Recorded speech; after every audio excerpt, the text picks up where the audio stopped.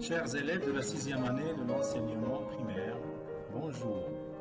Aujourd'hui, on va étudier l'unité numéro 6 qui sera consacrée à l'évaluation et la consolidation de toutes les connaissances vécues en cette année.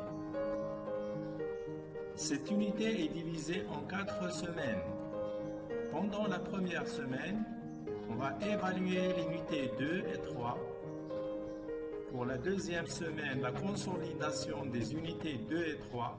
Troisième semaine, évaluation des unités 4 et 5. Et pour la quatrième semaine, la consolidation des unités 4 et 5. Pendant cette année de la 6e année de l'enseignement primaire, nous avons rencontré durant notre année scolaire les thèmes suivants.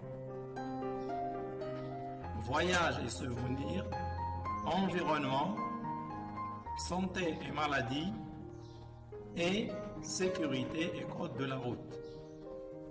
Cette semaine, nous allons évaluer les acquis des unités 4 et 5.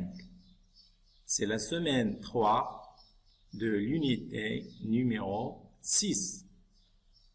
Les thèmes des unités 4 et 5 sont santé et maladie et sécurité et code de la route. Passons maintenant à la lecture, toujours dans la semaine numéro 3. Le titre du texte est « Les secrets d'une bonne alimentation ». Je lis le texte. Une alimentation équilibrée passe par quelques règles très simples. D'abord, il faut varier les plaisirs en mangeant de tout et en quantité suffisante et raisonnable.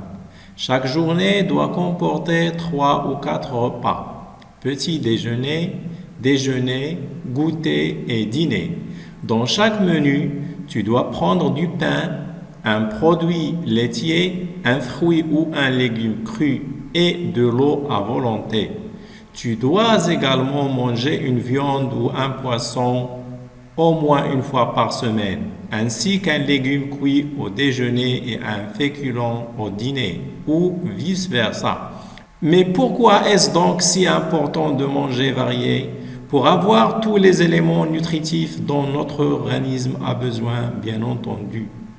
Dans les laitages, par exemple, tu trouveras du calcium, dans la viande et le poisson, des protéines, mais aussi du fer, des vitamines et du phosphore, utiles au bon fonctionnement de notre cerveau. Les fruits et les légumes t'apporteront des vitamines, de l'eau, du sucre et du calcium, indispensables à ta croissance.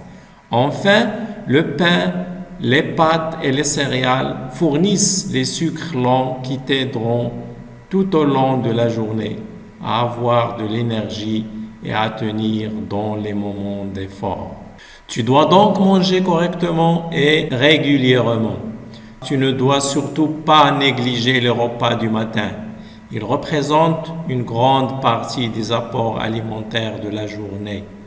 En effet, après une bonne nuit de sommeil, rien de tel qu'un bon petit déjeuner pour éviter la fatigue et les tiraillements d'estomac sur le coup des 10 heures. Un petit déjeuner équilibré doit comporter un aliment de chacune de ces 3 familles: les produits laitiers, les féculents, les fruits.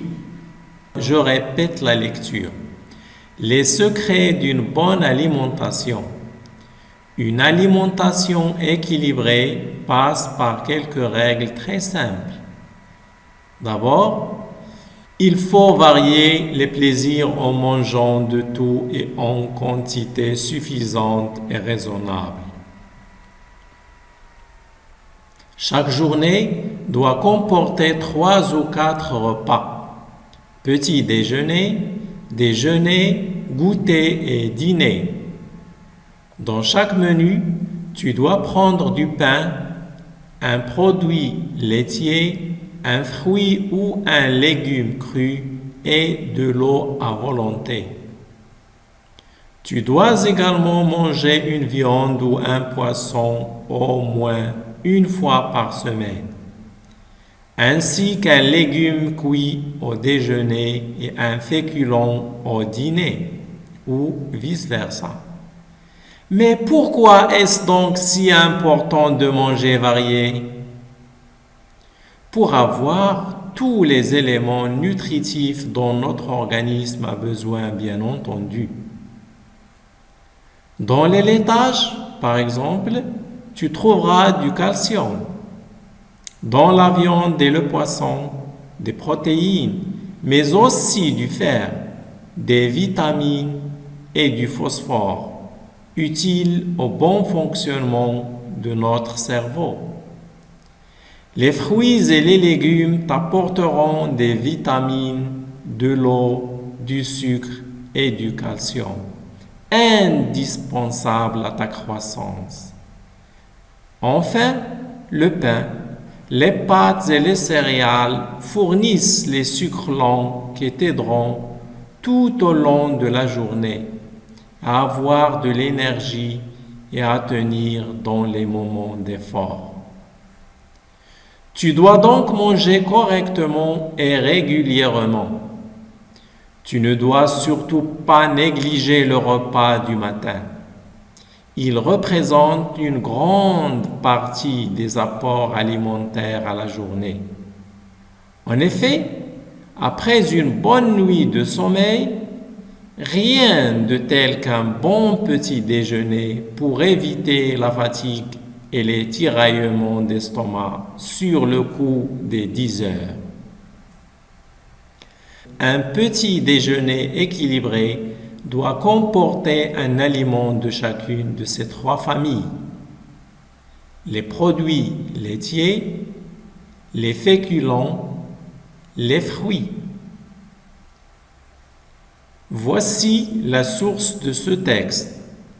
C'est un site sur Internet, http://www.enseignant.be, fondamental, préparation 3750, lecture, bonne alimentation. Passons maintenant aux questions de compréhension.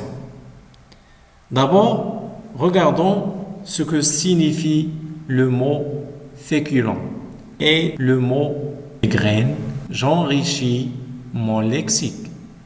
Un féculent est un aliment d'origine végétale qui contient de l'amidon, comme la pomme de terre, les graines, comme le blé, le riz, le maïs, le pois chiche, les lentilles.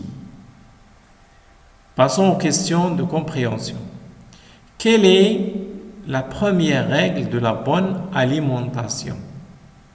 Dans le texte, la première règle est: il faut varier les plaisirs en mangeant de tout et en quantité suffisante et raisonnable. Deuxième question. Quels sont les 4 repas à prendre chaque jour?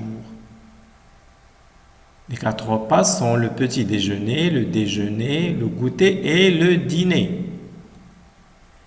Qu'est-ce qu'il faut prendre à chaque repas?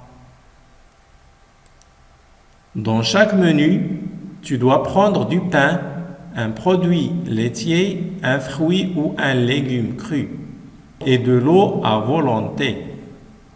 Tu dois également manger une viande ou un poisson au moins une fois par semaine, ainsi qu'un légume cuit au déjeuner et un féculent au dîner ou vice-versa. Quatrième question. Que trouve-t-on dans les aliments suivants? Dans le laitage, qu'est-ce qu'on trouve? On trouve du calcium. Bien. Qu'est-ce qu'on trouve dans la viande et le poisson? On trouve des protéines, mais aussi du fer, des vitamines et du phosphore. Qu'est-ce qu'on trouve dans les fruits et les légumes? On trouve des vitamines, de l'eau, du sucre et du calcium. Question numéro 5. Je donne 2 exemples de chaque famille de ces aliments. Féculents. Il y a la pomme de terre, le blé, le riz, le maïs, le pois chiche et les lentilles. Sucre lent. Il y a le pain, les pâtes et les céréales. 6e question. Est-ce que ce petit déjeuner est complet? Regardez ce petit déjeuner. Est-ce qu'il est complet? Avant de répondre, regardons qu'est-ce qu'il y a dans ce menu. Vous avez du pain ou bien un dérivé du pain. Faites bien attention. Vous avez un fruit ou bien un légume ici. Et ici un jus. Et ici de la confiture. Donc c'est d'origine fruit ou bien légumes. Si on considère un café au lait comme un produit laitier, donc voici les aliments dans ce menu. Qu'est-ce qui manque? Il manque quelque chose, oui, donc il n'est pas complet. Il manque de l'eau. Et quoi encore? Pour le pain, il doit être complet. On peut dire que c'est un menu incomplet. Bien. J'espère que vous avez bien lu le texte. Relis le texte et essayez de répondre aux questions. À très bientôt. Au revoir.